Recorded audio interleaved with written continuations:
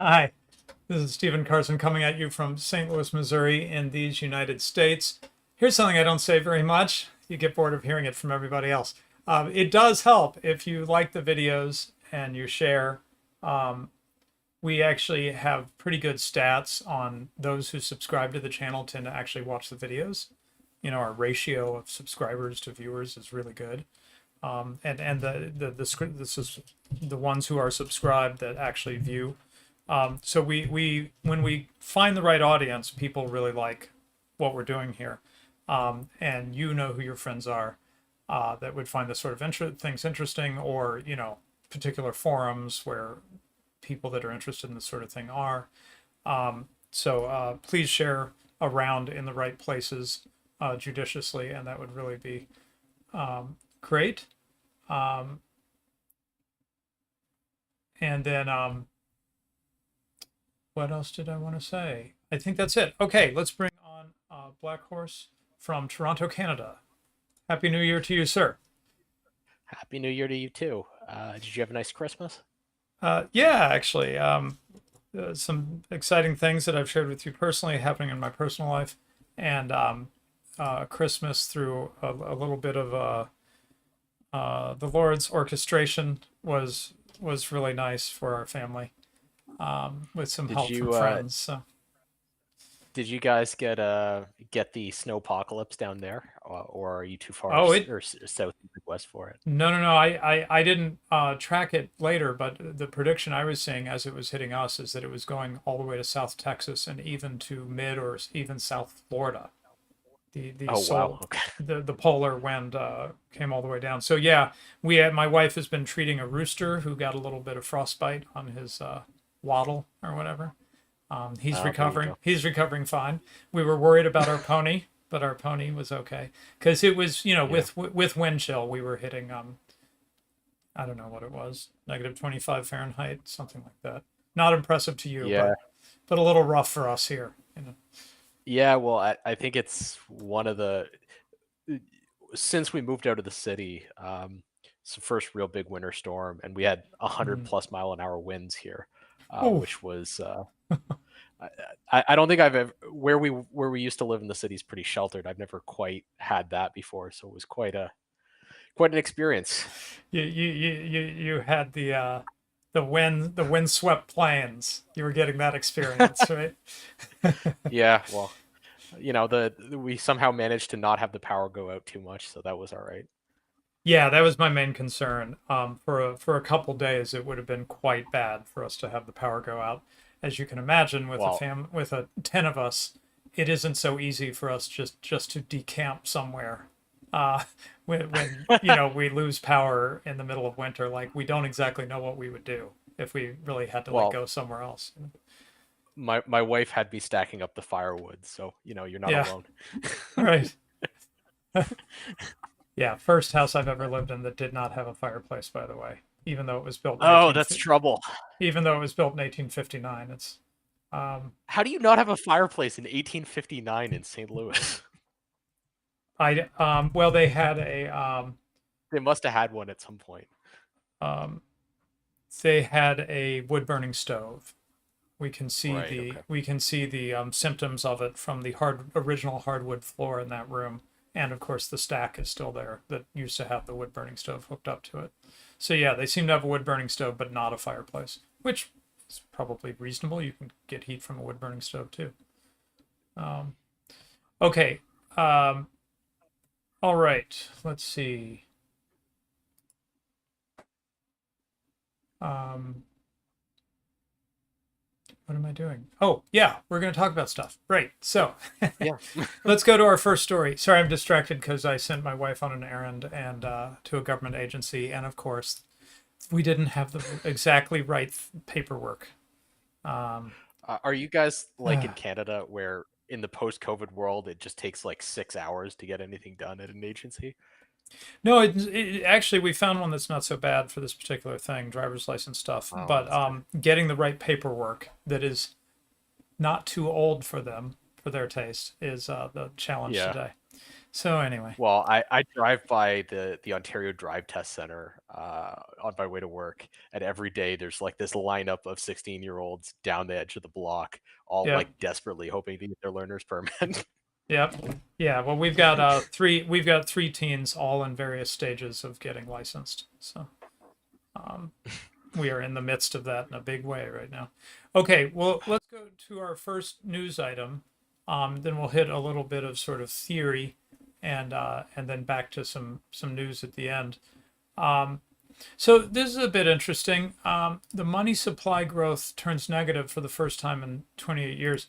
Now, it's a little confusing to me the way that's put, that the growth turns negative, because I'm used to this thing of, it's not that there was a tax cut. There was a cut in the rate that the taxes were going to increase. So they're still increasing, but they're just not increasing as much as everyone thought they would be increasing or so. Actually, this would actually be when he says money supply growth turns negative. That means the money supply shrinks, right? That means the money supply is shrunk. Yeah. Now, not in dramatic, it's not like suddenly we have 50% less in the money supply or something. It's nothing like that. Having said that, it seems like these are sort of indicators that people watch for. Um, okay, so first of all, just what does the headline mean here? This is from Ryan McMacken at the Mises Institute. Thanks for this article, Ryan. Money supply growth turns negative for the first time in 28 years. So the last time this happened was in November of 1994. So that means a year-over-year change in the money supply is slipping into negative territory. Okay. Now, one important piece of context is that money supply growth has not been near that zero line for the last couple of years. It's been well above it. Yeah, if you scroll down to his chart for First M2, chart. it Yeah. it's quite dramatic. Yeah. Sorry, there's two lines here. This is going to get slightly complicated, folks, but bear with us.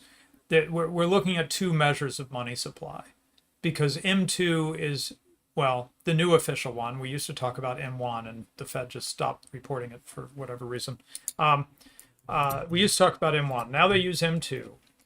And the Austrian school doesn't quite like that. So they have a different measure called TMS, the true money supply measure.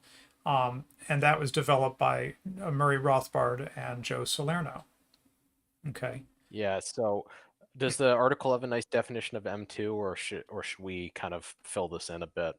Well, okay. First, let me explain the chart, and then I'll explain that. So the blue line here is the TMS. That's that Austrian measure, and the orange line is M2, which is the official measure. And as we'll see, it becomes interesting to look at the difference between the TMS measure and the M2 measure. So there's going to be a chart we'll see where it's just showing us the difference between them and what that looks like over time. And that turns out to be a very interesting indicator for recessions.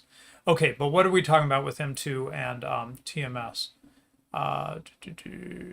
Okay, yeah. So the treasure, I'll say what the difference is between them, and then you explain M2. So the TMS, the Austrian measure here, differs from M2 in that it includes treasury deposits at the Fed, and that's the main difference. Less important is that it excludes short-time deposits and retail money funds. Yeah. So what's M2 got in it? So M2 is estimated cash out plus deposits in checking accounts, saving accounts, other short-term vehicles, CDs, retirement account balances, and term deposits, and term deposits above 100,000 are omitted. So that's that's the Fed's definition of M2.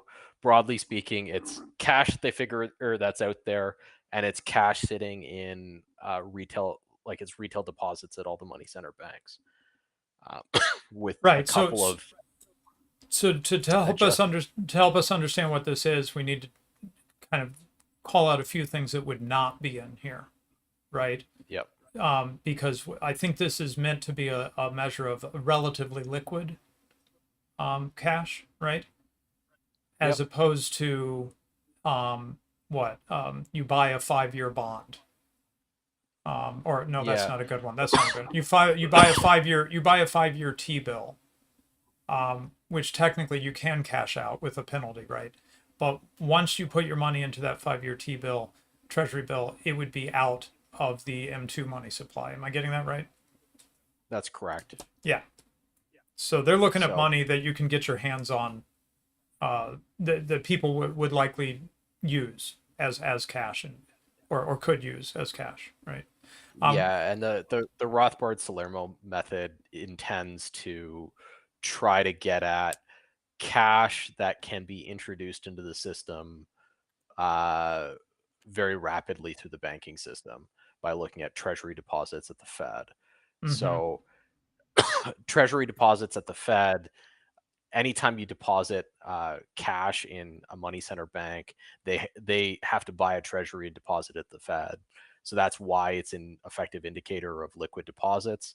But I guess their theory is that um, it's a broader indicator because it includes like a very wide variety of readily liquid instruments for which banks are required to make treasury deposits. So I Um, guess that's why they're doing that.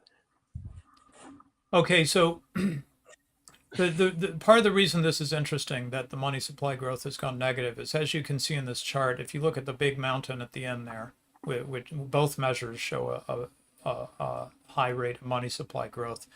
That is covering. I know it's you can't see the horizontal axis, but both are covering basically starting around the lockdowns and so forth. So that would be early 2020.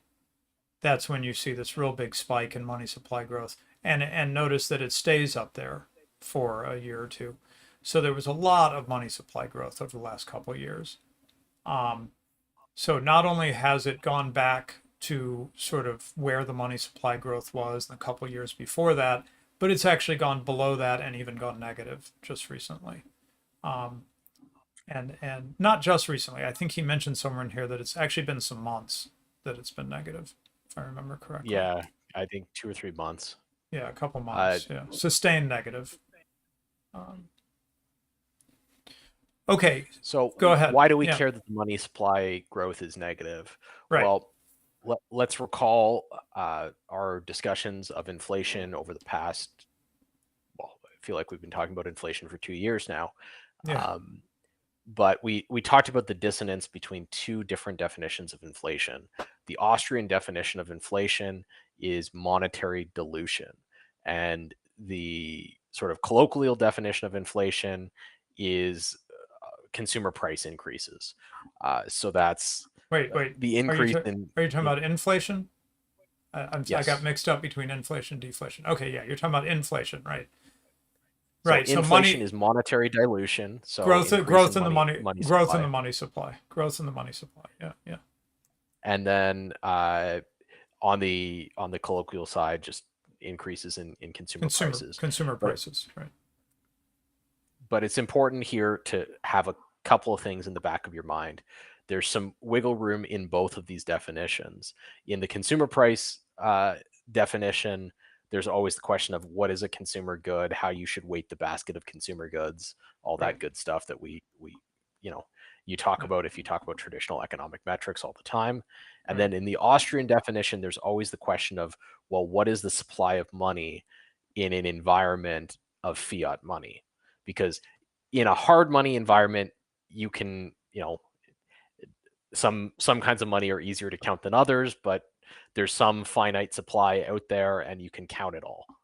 In a fiat money environment, the question is, well, what counts?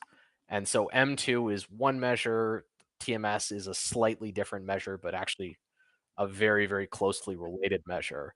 Yeah. And there are all sorts of scholars who will ask the question, well, is credit money? Which is really the deep question behind how you figure out what inflation is in an Austrian definition. So, Right. is it money? And what kinds of, if credit is money, what kinds of credit our money. So if you look at the sort of classic Austrian argument here is that fractional reserve banking is kind of inherently inflationary because it allows banks to lend money at multiples of their deposits, and it talks about FDIC as kind of federal deposit insurance for those who might not be familiar. The implicit guarantee from government constitutes effective printing, even though no cash actually is produced in the endeavor. Because if you write an insurance contract against a deposit, you change the behavior of the parties involved in the transaction so Mm. that it has the effect of producing more money. And these are all the kinds of weird and wonderful things you can do with a fiat currency to create inflation that are very, very difficult to track when you're using the Austrian definition of inflation as monetary dilution.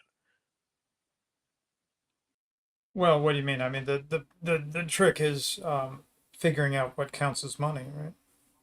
What counts as money and how much does it count, right? Oh, So I in see. a Uh-huh. situation like FDIC where you've got an effective put, well, did the Federal Reserve print the equivalent of all the guarantees that they put out there? Hmm. Consumer behavior doesn't seem to reflect that they did. Well, how do you value that put? Well, that's a very, very difficult Yeah. question to answer. Right. Right. And same thing with in '08, there was this question, you know, are the federal guarantees over mortgage-backed securities money, and if so, how much are they? Oh, and by the way, minor historical note. To some degree, when we say Austrian, you can, in certain areas, like in the definition of inflation, you can just consider that to include like pre-Keynesian economics. Um, a lot of things got sort of redefined and played with over the last, latter half of the 20th century.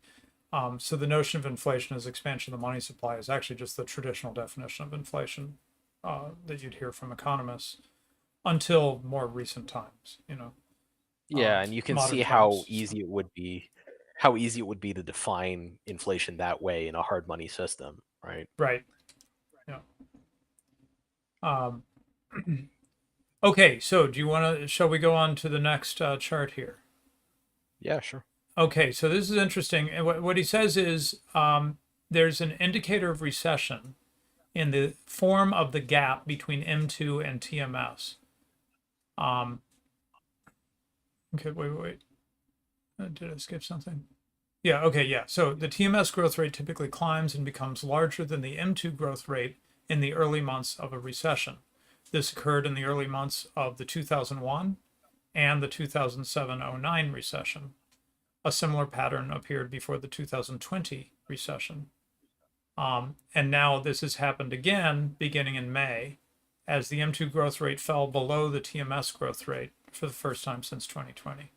So, to put it in a way that ends up being visually easy to see, when the difference between M2 and TMS moves from a positive number to a negative number in our chart here, drops below the red line, that's a fairly reliable indicator the economy has entered into a recession. And we can see this in the graph. Okay, so I'm going to just walk through these real quick. The first arrow there that you'll see on the screen is the 1990 to 1991 recession. And you see there's a big dip for some years there.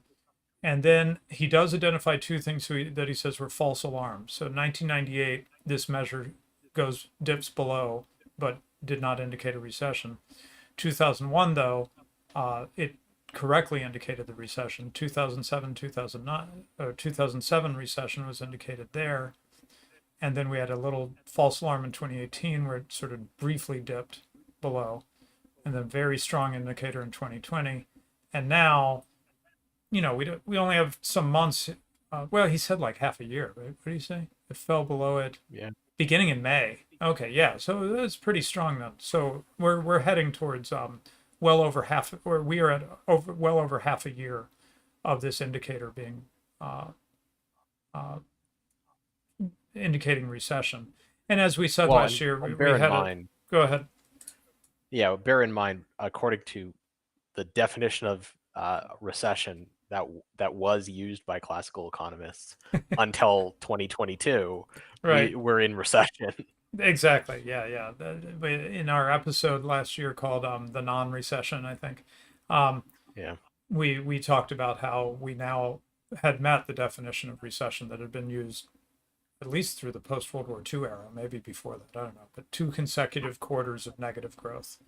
Um, and I have not been paying attention. Do you know? Have we continued in negative growth territory ever since? Yeah. So we're we the Q3 GDP numbers were like very marginally positive. Okay. So Okay. we may be heading we may be we may be out of recession. We'll have to see what the next numbers come out as, at least according to that particular definition. Right. So Q1, Q2 were negative. That's when we talked about the non-recession, right? As a joke because Yeah. they denied it was a recession. Uh, and then Q3 was barely positive, and so it could be that like if Q4 is negative again, everybody will shrug their shoulders and say that barely positive in Q3 doesn't tell us anything, right? Yeah. Yeah. Because as Let me well see if I as can we're get going to the actual. learn, sometimes these numbers get played with here and there. Um, Right. So, oh yeah. So he does say he says the gap has now been negative for 6 of the past 7 months. Moreover, in both September and October, the gap was greater than -1. There's only one case, 1998, in more than 30 years, during which the gap was greater than -1 and the U.S. was not in recession. So that's interesting. So according to this measure, Black Horse, separate from the uh, the quarterly indicator growth indicator we'd usually look at. According to this indicator, we've been in a sustained recession for over half a year. Yeah, which Right. would kind of it would agree with the GDP numbers, right? Now, right. Now, what I don't know is if you want to get into the twos, tens yield inversion chart here. It's the 10-year Well, treasury we constant maturity minus the 2-year treasury constant maturity. well we talked about this at our last session before Christmas, right? Yeah. So we're in the most strongly inverted yield curve that we've seen in a very, very, very long time. Right. And you So can see that the here two where over they, ten in yeah, go ahead. the 2/10 spread is an indication of the convexity of the yield curve. So when Mm-hmm. that number is positive, that's indicating a positively sloped yield curve. When that number is negative, it's a negatively sloped yield curve. And you can see here exactly what we talked about before Christmas. We're dealing with a very strongly inverted yield curve by historical standards. Right. Stronger than, for example, 2000. Yeah, And more strongly inverted than '08, more strongly inverted yeah. than 2000, more Yeah. strongly inverted than the early '90s recession. Right. And interestingly, more strongly inverted than in the '80s. I think you have to go back to you have to go back a very you have to go back into the '70s at least in order to see a yield curve like this. Right. And just since we're going through the article, just to wrap it up, he says no special mystery as to why short-term interest rates are headed up fast and why the money supply is decelerating since January of 2022. So that's a year ago. The Fed has raised the target federal funds rate from 0.25% up to 4%. And that means fewer injections of Fed money into the market through open market operations. Um, it stopped adding to its portfolio through quantitative easing, and even allowed a small amount, about 358 billion out of 8.9 trillion, to roll off. So yeah, not a massive Only adjustment 350 only 350 billion, no big deal. Yeah, it's amazing what counts as a rounding error these days. Well, one thing I do want to point out to the audience here, it would be nice if we had a longer chart here, but Yeah. the steepness of the increases in interest rates here is significant. We Mm-hmm. have not seen an increase in short-term interest rates that is of this steepness since I think it's 1981. So it's Wow. been a long time. It was the first The term like the instant Volcker Reagan recession. the Volcker thing. Yes. Yeah, where we had had a terrible inflation, and he said, "Okay, we're ending this," and he really tightened it up very quickly. And there was a lot of pain, but it was sort of short and sharp. And then the rest of the '80s were pretty good, actually, as I recall. Yeah, in fact, I don't know how many people remember that, like from 1980 to 1982 or something like that. There was like a pretty rough recession because Yeah, it's we not came out of it strongly. generally. Yeah, and especially like the narrative of that time is either like the anti-Reaganite narrative, which doesn't Hmm. talk about the economy at all, or like the Reagan is the god of the Republican Party narrative, in which case he was, it was morning in America, right? Right, right. And they don't talk about the pain right at the beginning of his first term there. Yeah. Yeah. Okay. Anyway, anything else you want to draw from this article? um, no, I don't think there's a lot here. We talked a little bit about the question of how money supply works, or the question of what is the definition of money supply when it increases and decreases, and how flexible those words are in our present environment. But the point of showing the Fed balance sheet decreasing, the Fed funds rate increasing, is that along every conceivable version of these metrics, we're experiencing monetary tightening. Hmm. Yeah, I did want to read one more paragraph from Ryan before we turn away from this article, because this is good. Little caveat, important caveat here. He says it should be emphasized it is not necessary for money supply growth to turn negative in order to trigger recession, defaults, and other economic disruptions. With decades marked by the Greenspan put, financial repression, and other forms of easy money, the Federal Reserve has inflated a number of bubbles and zombie enterprises that now rely on nearly constant infusions of new money to stay afloat. For many of these bubble industries, all that is necessary is a slowing in money supply growth brought on by rising Yep. interest rates or a confidence crisis. So And we've this seen is this in what we've chronicled in going on in the tech markets, right? right, Where exactly. there's been this absolute collapse in price to earnings multiples. Hey, quick rabbit hole this reminded me of. I was just sharing this with the guys. The Aaron McIntyre, who's I don't know if I've mentioned it on the show, but most folks might know, he was able to quit his day job and or well, switch his day job and kind of go full time with this political commentary stuff with the Blaze. Um, and he had an interview recently that I really recommend. Yeah, this is appropriate because we have talked quite a bit about Elon taking over. Oh, I guess I'll just show it on the screen. Okay. Oops. Okay, there we go. So he had an interview with Inez Felcher Stepman. I'm going to drop this link in the chat here for you guys. And I would really recommend the first, say, 45 minutes of this, at least, where she talks about the Twitter takeover from a really different, by Musk, from a really different point of view. Specifically, she doesn't talk so much about free speech principles. She talks about the staff changes at Yeah. at Twitter. In Yeah. I particular, mean, for those who remember, this is exactly what I was tweeting about during the mass firings. right, and she says there's a. I just want to draw out a couple points and then recommend you guys to go listen yourself. But I thought this was quite interesting, and it sort of relates to remember what Ryan said about zombie enterprises and so forth. She says the Elon is showing potentially that you can run one of these big tech organizations without a lot of the staff that had been there. Okay. Um, Yeah.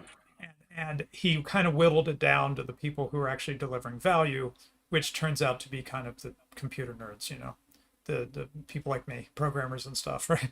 Um, Yeah. and Well, Elon on his way in said that Twitter should be a tech company, and it will be again. And mhm, he there you fired go. whatever it is, 70% of the staff in order to make it a tech company again.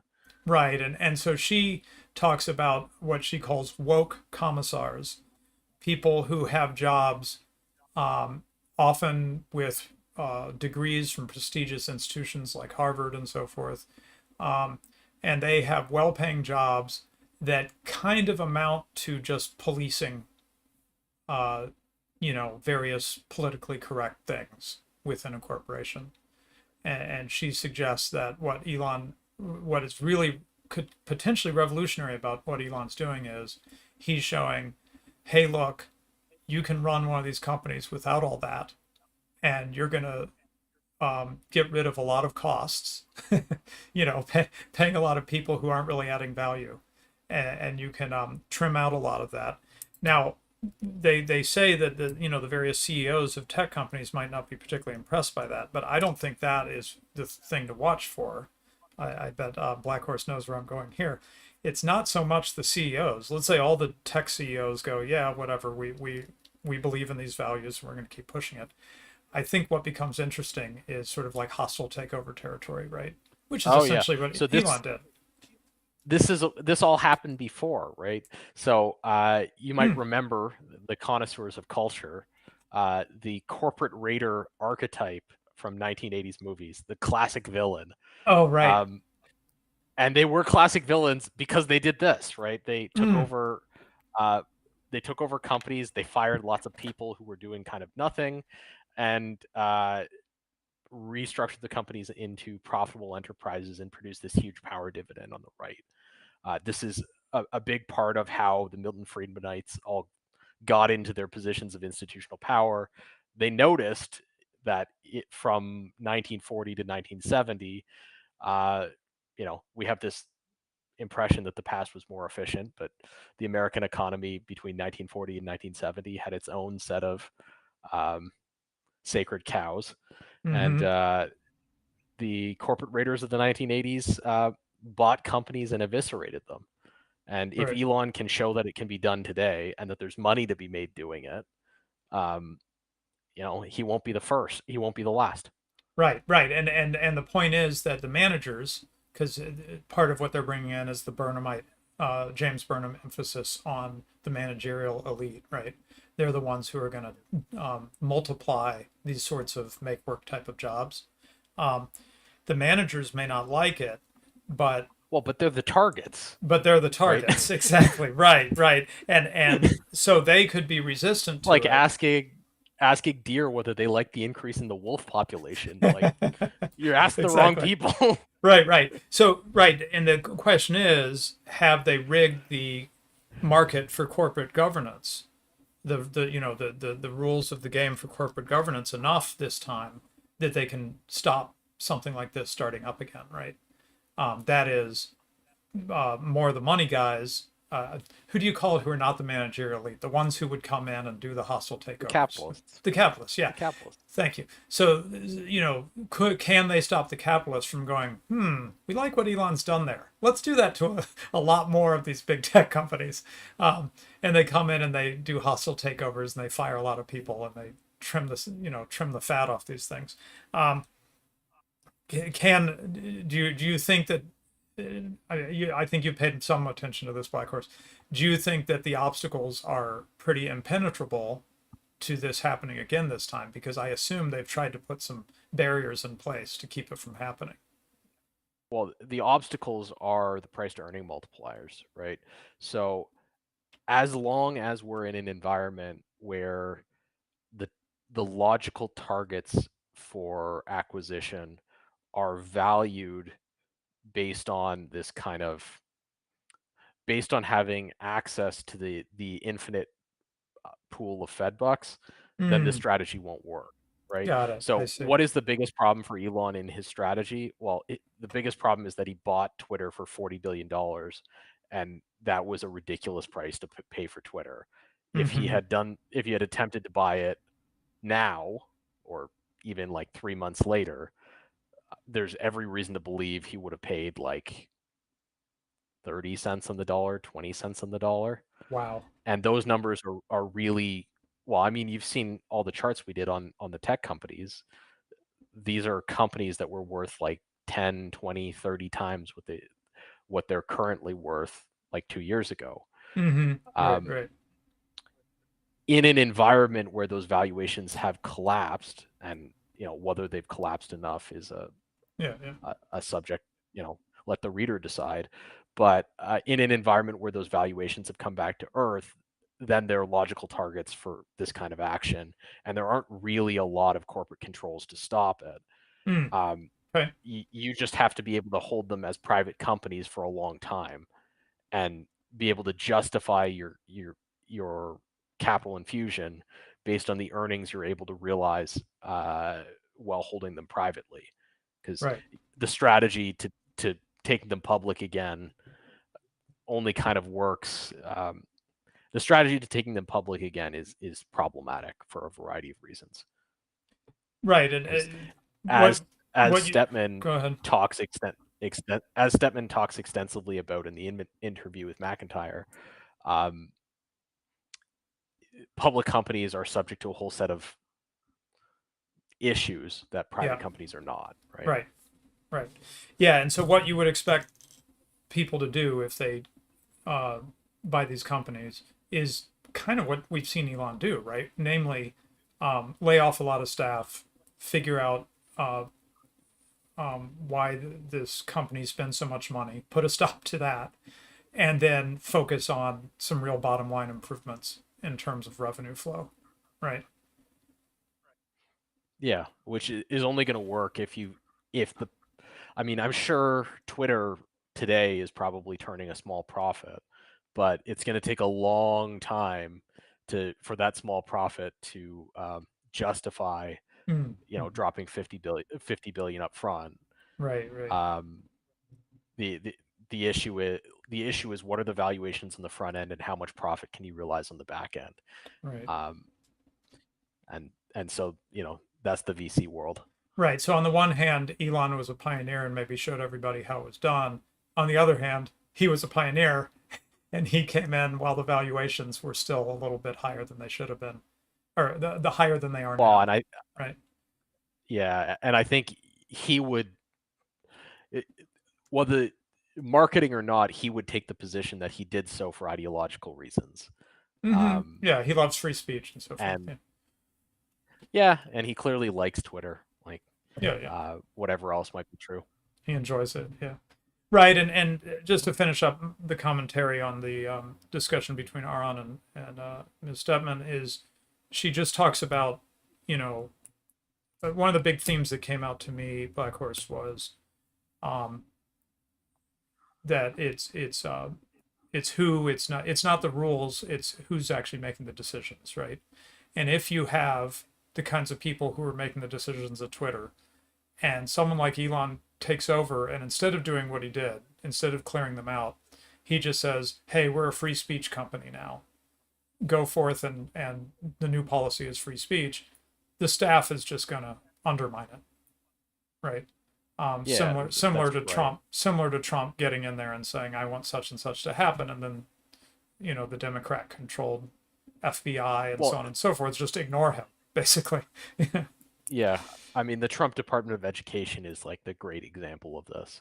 You Mm, have Trump, who hires a head of the Department of Education, who previously says that she doesn't believe in the Department of Education, proceeds to do absolutely nothing, mm, and the state of public education in the United States continues more or less unaltered. right. Um, so, if you want a lesson in how not to affect a hostile takeover, that's a good lesson.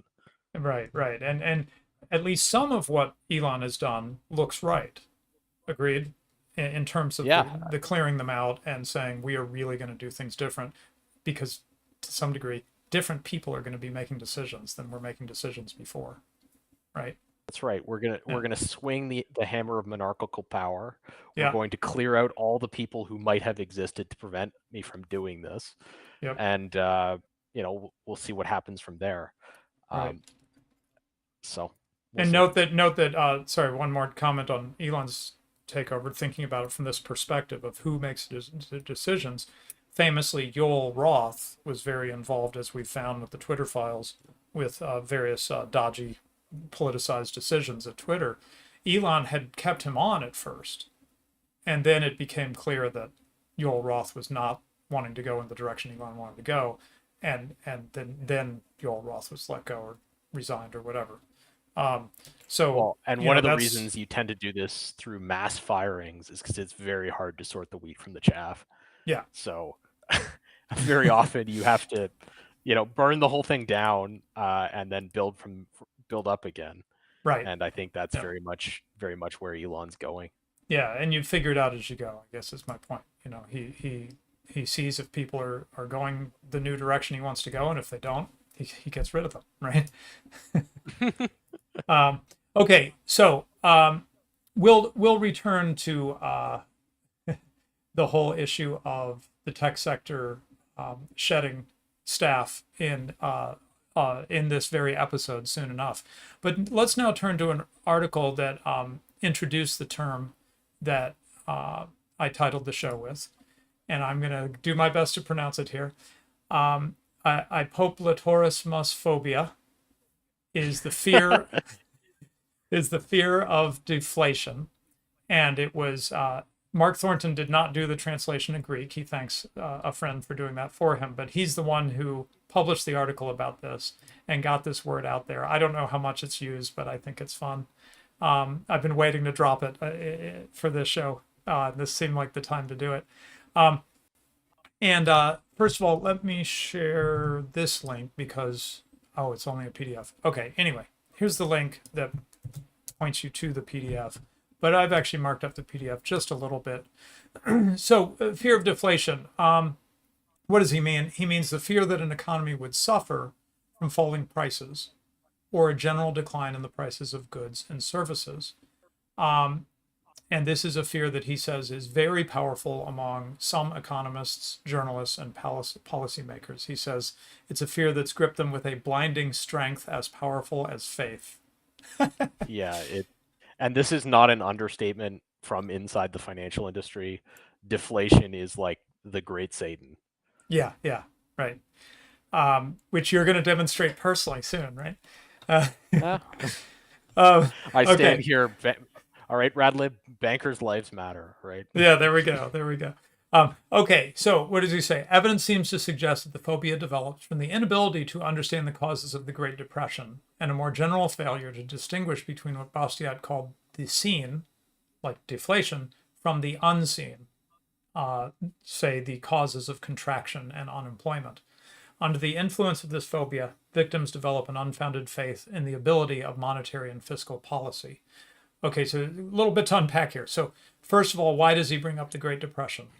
Well, in case you Yes. missed it, people don't necessarily think in terms of pure theory. And it took me a while to get there because I'm more of a theory cell is the term they use, insulting term they use. I have tended to be more oriented towards theory just by my own habits of mind and so forth. And I spent a lot of time studying economic and political theory, and I still do. But I've noticed, and I don't think it's time wasted, by the way, for certain people.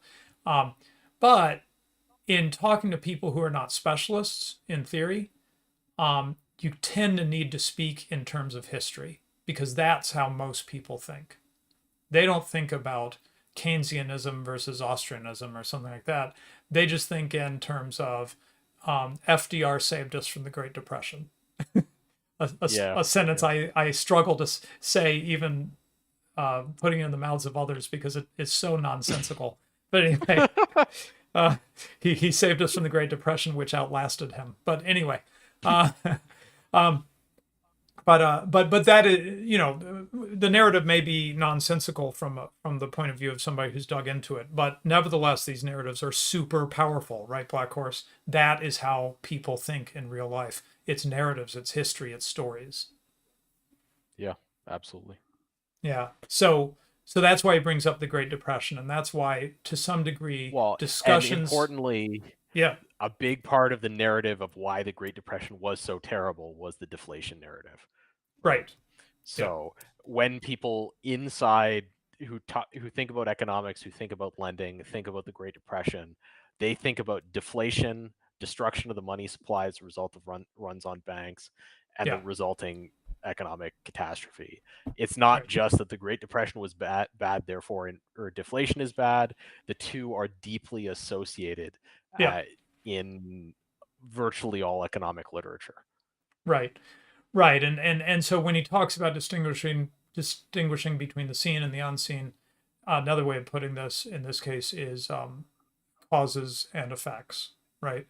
Uh, the whole point of Austrian economics, the technical name for the Austrian economic approach, by the way, is the causal realist school of economics. Um, and so Austrians are interested in causation. What caused what, right? And his whole point here is that deflation does not necessarily uh, have a is a causative factor for a recession or depression.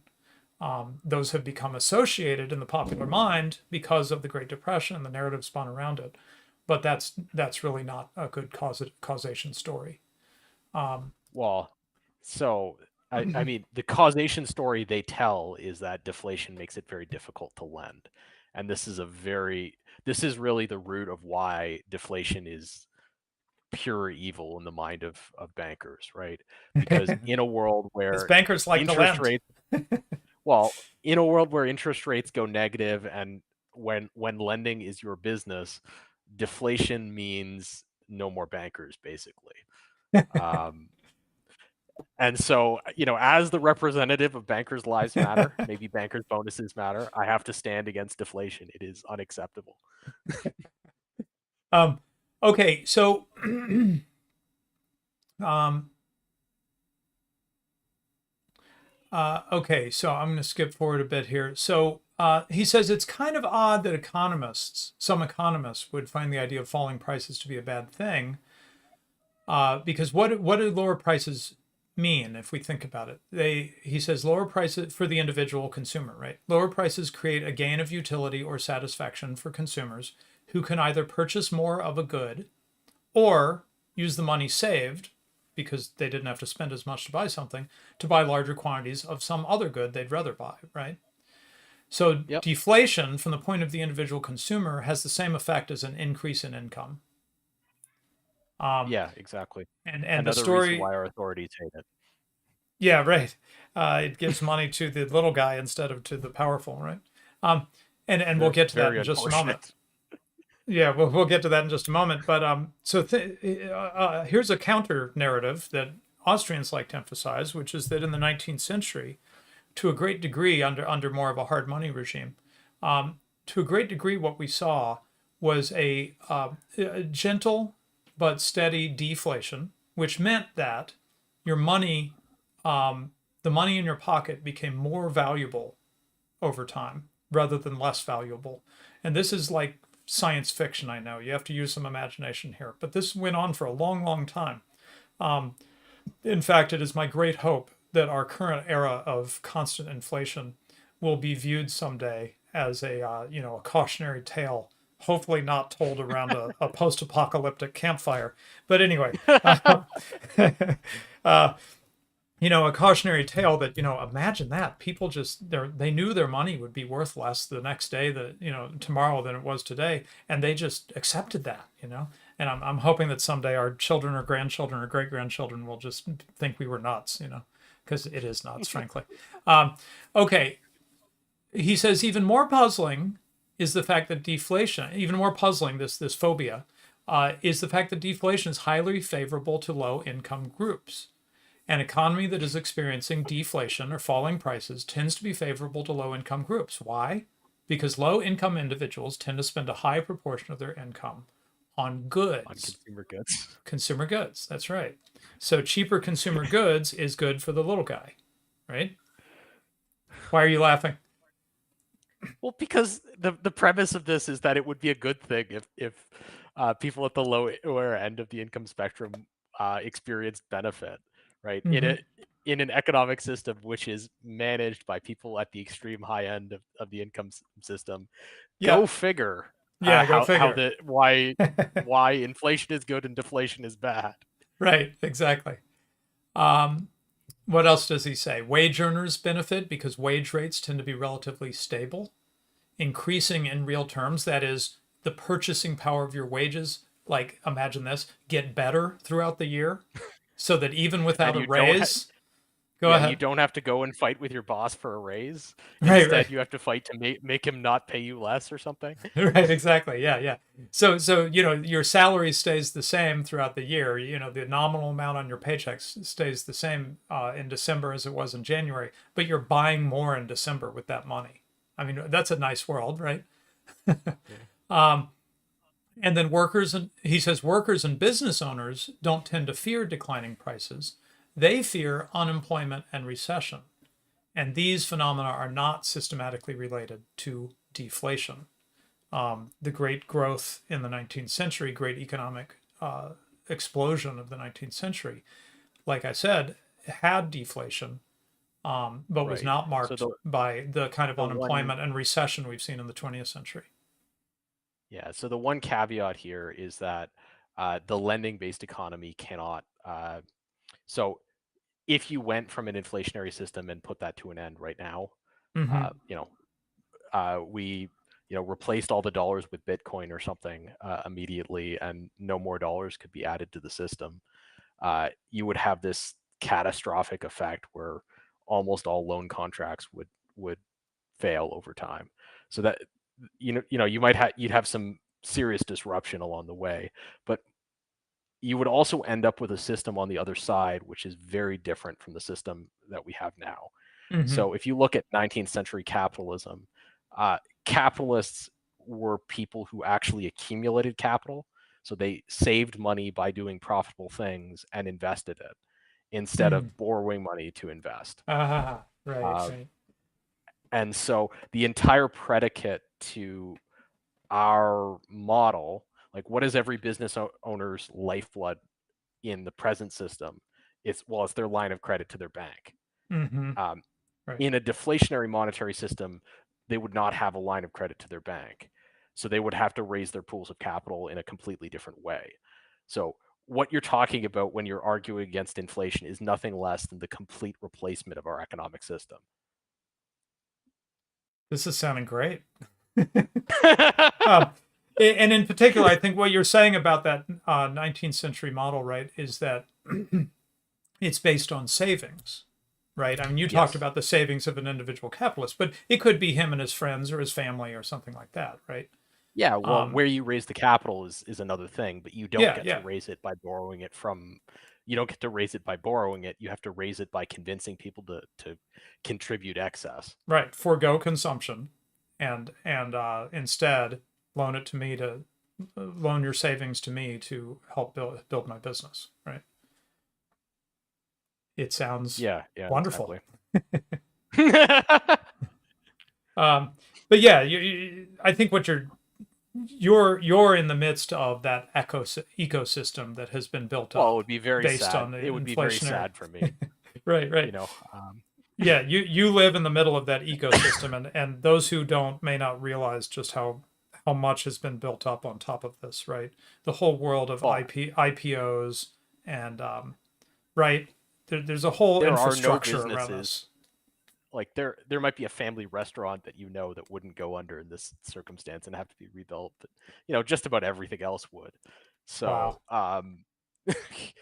well, you think about it, there is no Fortune 500 company that can survive without their lines of credit. Maybe Apple, because they've got Apple, their yeah. massive cash. Well, they've got their massive cash hoard that they're trying to avoid paying taxes on. But Right. other than that, every one of these businesses is predicated on their ability to borrow.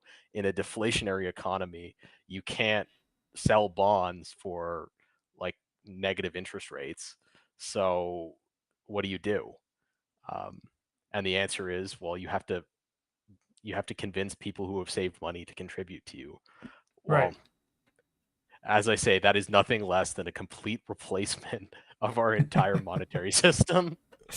Well, not monetary, but sort of our economic, yeah, how we fund Well, businesses it's and stuff. Yeah, both. It's both because both. Yeah, yeah. you couldn't do this and keep our Fed-based like dollar system either. Right. Yeah. So Right, because yeah, that's sort of predicated on ongoing inflation as well. yeah. So Okay, so I'm not sure what you would do, but it would be a new world.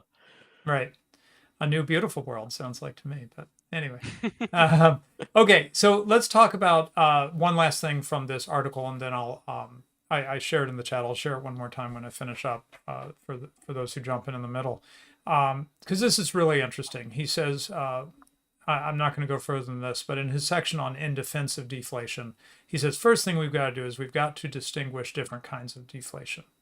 Okay. He says the price of money is the way to think about this. You know, what does money purchase, right? In terms of other goods.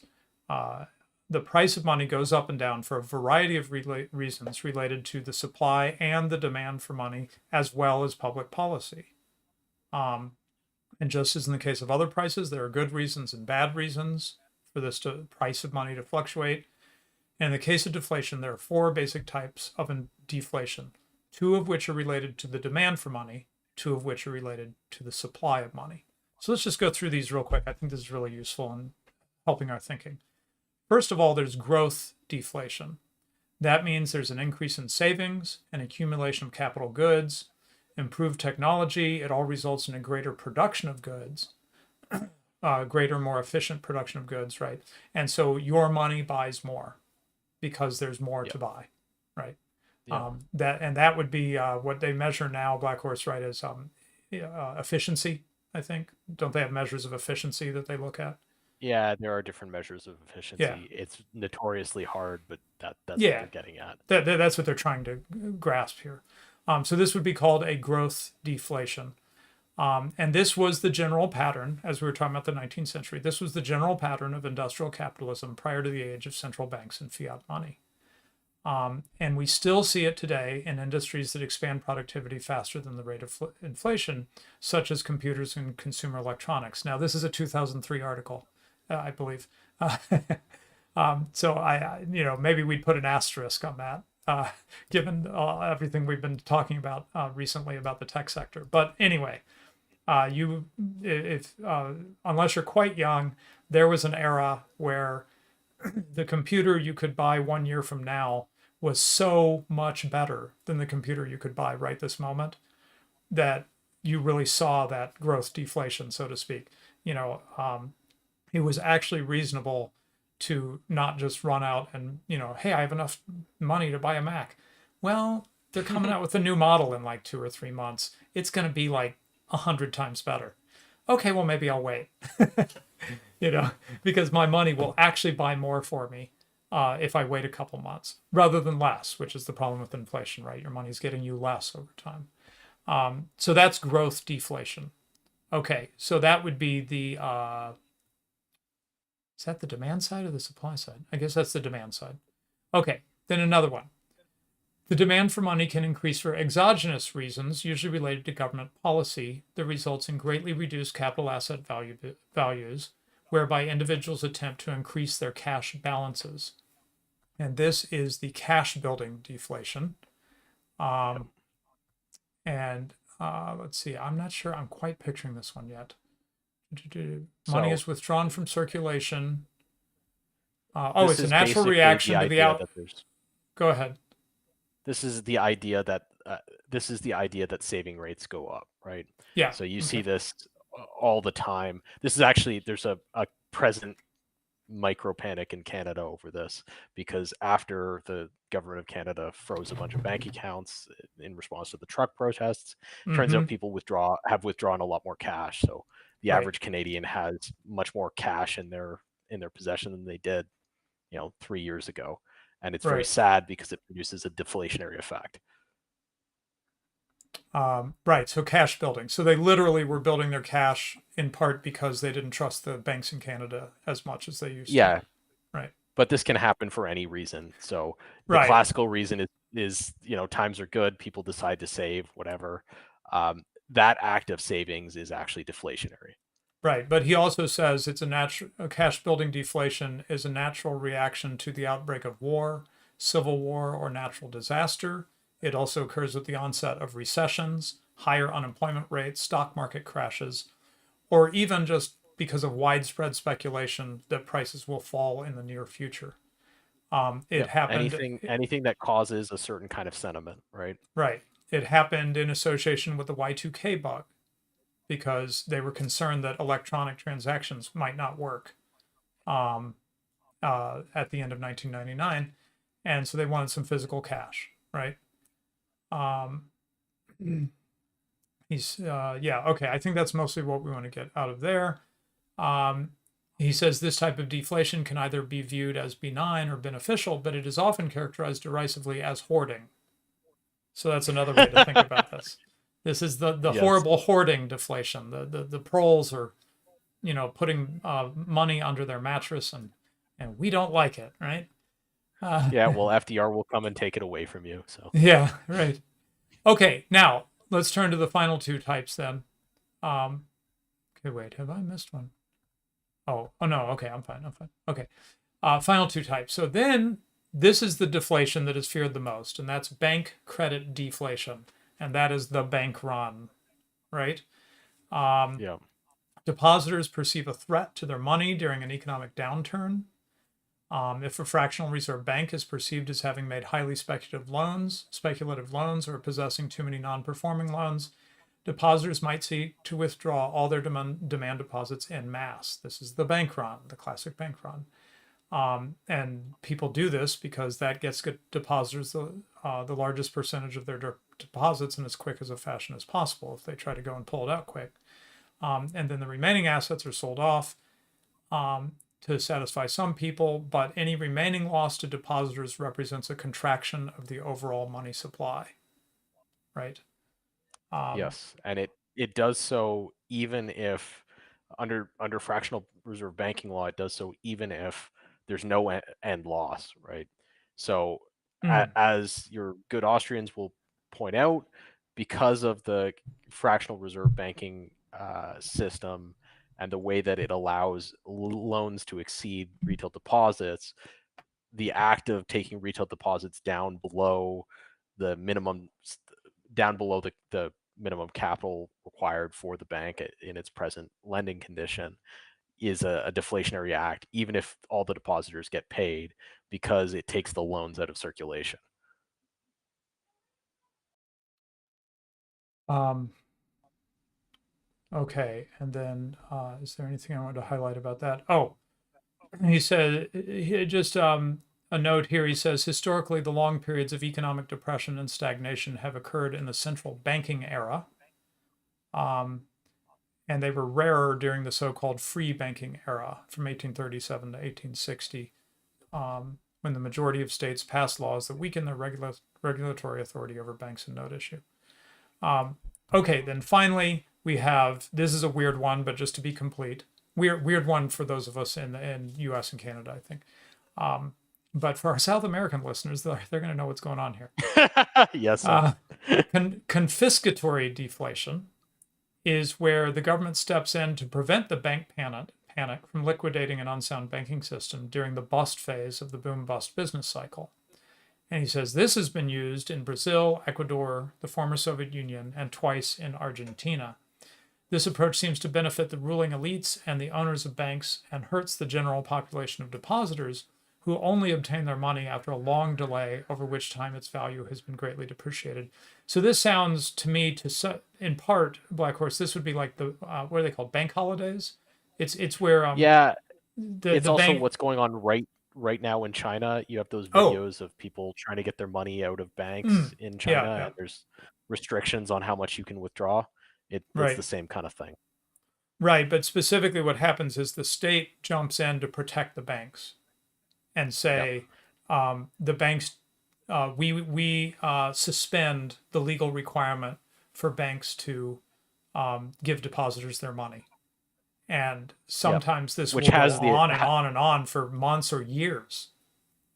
and it has the effect of reducing the effective supply of money, because all that money, though it technically still exists, nobody's spending it. Right, right. They can't get to it. So he says confiscatory deflation has negative effects on the ability of people to pay their bills, purchase goods, conduct their business.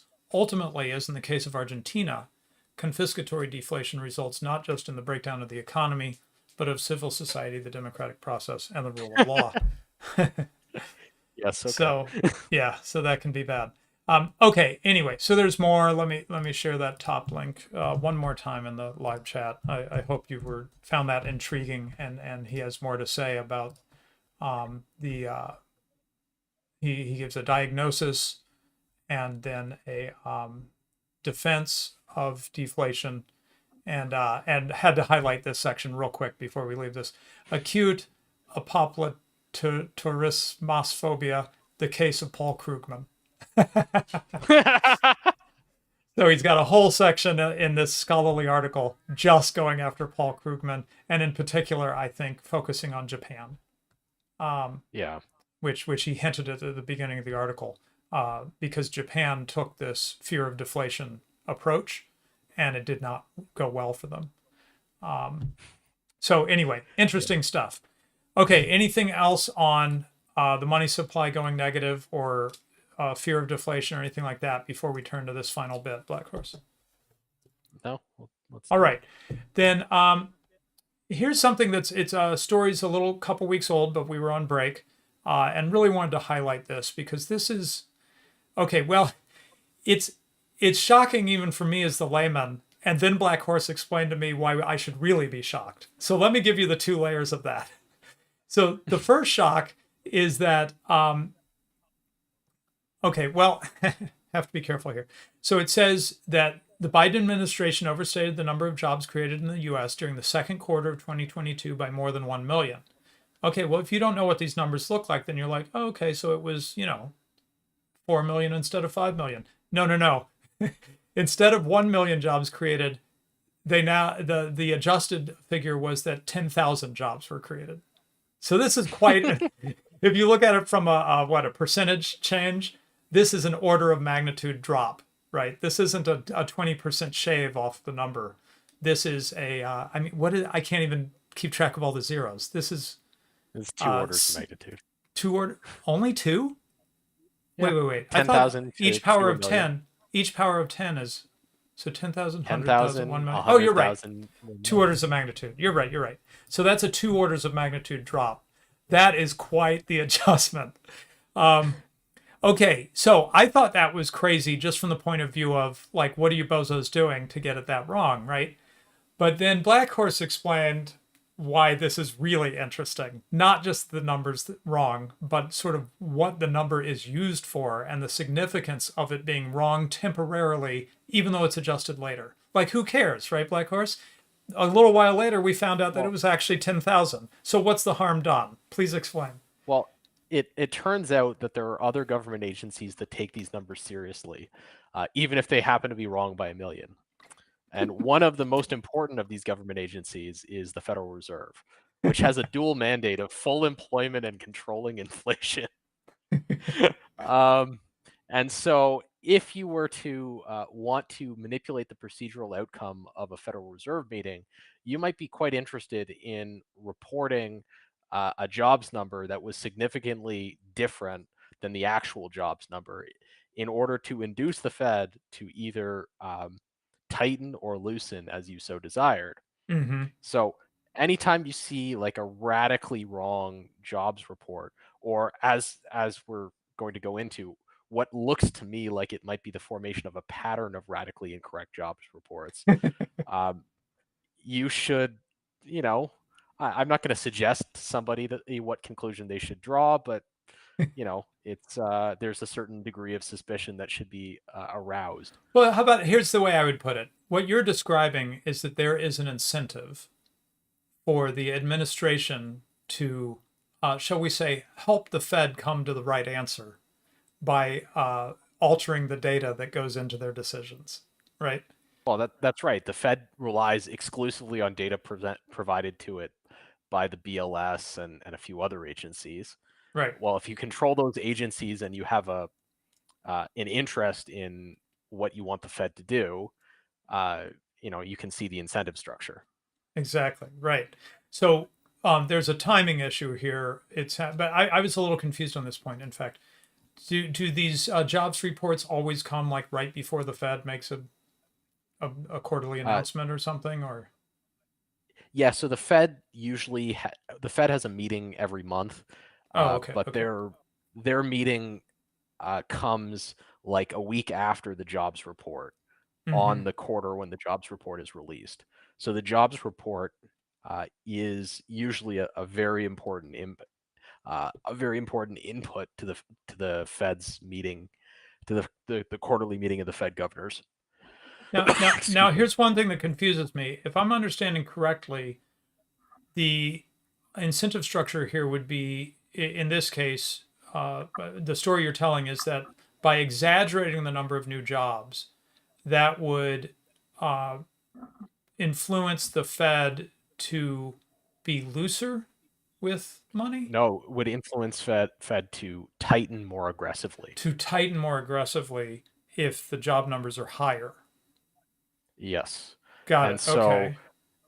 what's quite unusual here, typically administrations are trying to induce the Fed to loosen monetary Right. policy in Classically. order Yeah. to, Yeah. yes, in order to goose economic growth. What's quite interesting here is that you see what appears to be the opposite phenomena occurring in order to report better news on inflation. I see. In other words, the concern in this scenario, you would suggest the concern of the administration might have been um, people are getting freaked out about inflation. We want to quiet those fears. We want the Fed to Yes. be aggressive in fighting inflation. So we want to And take so this we will jobs thing. tilt the Yeah, we'll tilt the playing field and see if we can get the result that we want. Uh, got it. Going right into the midterm elections, right? Yeah, right. Gotcha. Okay. So this is going back. So it's a little confusing here. The timeline. Um, it's the March to June of last year Q2 jobs report that would have come out shortly after Q2. I think isn't that right? They would usually Yeah, get that jobs report right away. in July. Yeah, in July, early July or whatever. And then the Fed had their meeting and they tightened. They upped the target inflation rate. So they tightened the money supply as we were discussing earlier. Um, and then now this article is from December 22nd, 2022. So that's about half a year later. But that's not entirely uncommon, right? Because they basically get some time delayed data that allows them to be more accurate later. Yeah, so it's typical to see adjustments Okay. a quarter or 6 months later or something. Okay. But having said that, this is a pretty big adjustment, right? Yeah, typically these adjustments are like in the neighborhood of 100K. This isn't Mm-hmm. like another order of magnitude up. So Right, it's right, it's quite a large adjustment. right. So pretty striking adjustment in this case. Okay, now we're going to come to right up to the minute in a moment. That is the jobs report that came out for Q4. But first, let's return to a story briefly that we've touched on, which is the tech sector, which had for boy, well, I guess .com. There was the .com bust, right? But it seems like the tech sector was a real star for quite a number of years after that, right? Yeah. Like I don't know, ever since then, like for 20 years, or was it more? Yeah, very long time. I don't know Okay, exactly how long, but a very long time. it's been I mean, it's not my whole life because I'm older, but it feels Really like since '04 at least. yeah, yeah. Like all So through the '08 period, it was pretty good. right, right. So we're talking, if not 20 years, over 15 years of the tech sector being heavily weighted in, when you're going to have a mutual fund, right? Or something like that. There's going to be they're going to put a lot of Apple in it and a lot of Google in it and stuff like that, right? Um, and as we've been highlighting on this show, and we've got one episode in particular where we focused on it, right? I'm forgetting the Yeah. title, but tech bust or something. Anyway, they've Big been tech having shrinks, I think was big what we tech called it. shrinks. Yeah, big tech shrinks. Thank you. This trouble continues. So this headline is Salesforce is cutting 10% of its personnel. This is from yesterday, more than 7,000 employees. And then again from yesterday, Amazon says it will cut over 18,000 jobs, more than initially planned. Now, I know these are big companies, but still, these are noticeable numbers from this sector, right? This is getting people's Yeah, attention, I assume. and I pulled two of these articles, but there's like dozens of them. Yeah, yeah. So you These could are go to almost indicative. any you could go to almost any tech name, finance name, a couple of other industries, and you could find articles like this Right. really all through the last 2 months. Yeah, well, okay. A story about my employer that I'll share with you offline. Anyway, uh, okay, so I guess mostly we just wanted to kind of, in the spirit of our usual thing of some stories are sort of ongoing and we want to kind of touch on them once now and again. Um, is there anything else you wanted to highlight about the ongoing developments in the tech sector before we go back to sort of the broad job situation? No. Okay. It's continuing. The big tech Yeah. shrinks story is continuing. Okay, so now that brings us to the jobs report that just came out today for Q4 2022. And look at that. Private payroll growth surged by 235,000 in December, well above estimate. Well, that's great. We're out of the recession and everything's going to be sunny and wonderful, right, Black Horse? Yeah, I mean, it's quite a dissonance. So I just noticed this when I was, looking at the headlines in CNBC. Every other article about like a specific company is talking about their planned layoffs, and the jobs numbers are great. So somebody's hiring. Evidently not big tech. Yeah. Um, So we'll have to see how this plays out. But I would just put it out there. okay, now this actually sounds slightly plausible if we look at the details. 235,000, it says service providers added 213,000, led by Yeah. leisure and hospitality, which added 123,000 positions. So I wonder if that might be a bit more. I know it's a bit of a lag, and we thought a lot of this had already happened, but a bit more of recovery from the lockdown, where Yep. a I mean, lot of maybe. leisure hospitality stuff just closed down, went out of business, and now people are out and about again and they're wanting to do these things again, and so they're staffing back up. I mean, does that sound plausible to you? I mean, maybe. It is true that people underestimate how long especially Americans underestimate how long ago or overestimate how long ago the lockdowns were. I mean, Mm-hmm. we're just looking at the end of lockdown in China like this month. Mm-hmm. Um, Right. so when you look at this in a global context, there probably is more activity in the travel and tourism market. But Mm. I just I think we should return to this story when Six the months revisions later, come out. 6 months later We when we should get the return to this revision. story when the revisions come out. That's all I'm saying. Right, right. Yeah. So we'll see. Would love to believe it that people are going back to work. As we highlighted recently in our show about the workers are few. We have had an issue with companies finding workers.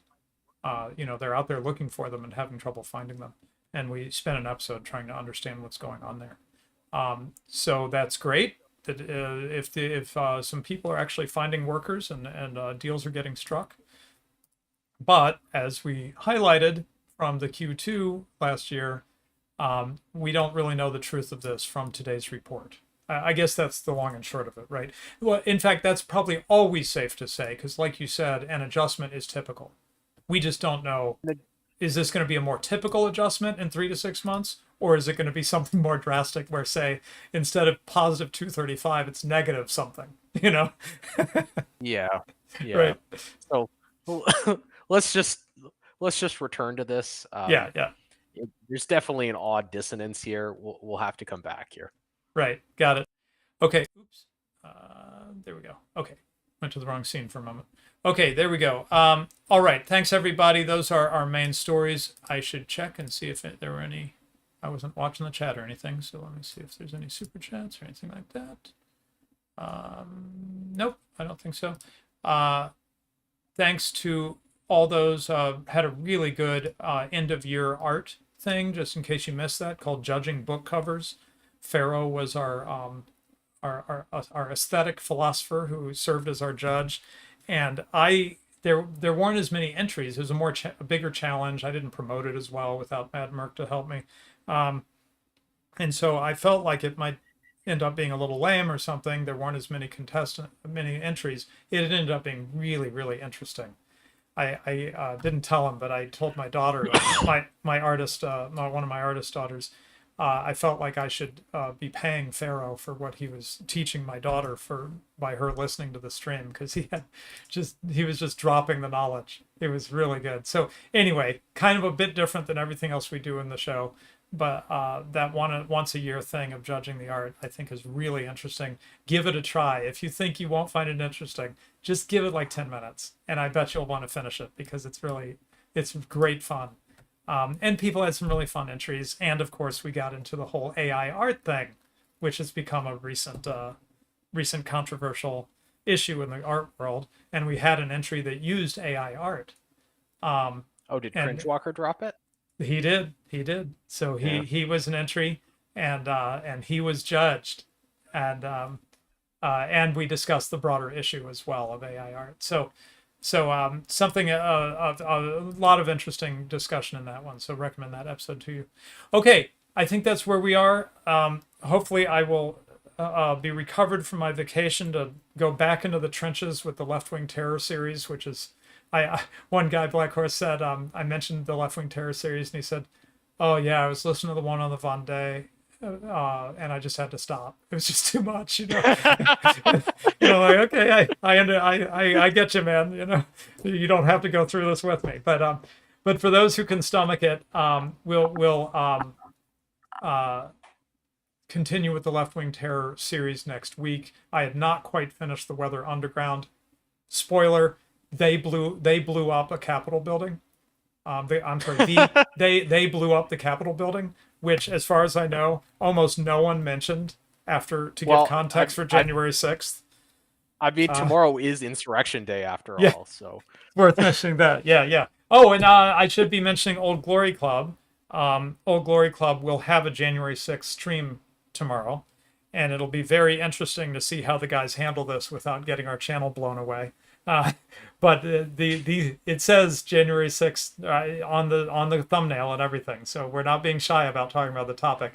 But of course, as usual, we're going to try to provide some more historical context, use it as a launching point to talk about other things and so forth. But we will talk about January 6th a little bit, so might want to catch that on the Old Glory Club YouTube channel tomorrow. Should be very interesting to see how they discuss it without getting us all in trouble. Okay, so I think that's enough shilling. Please support on Subscribestar or through our public Bitcoin wallet, all in the video description. Thanks for joining us, especially those who joined us live, and because we were up against some pretty heavy competition of friends live streams today. So thanks so much, and thanks Black Horse, as usual, for your marvelous contributions to Econ Minis. Talk to you all later.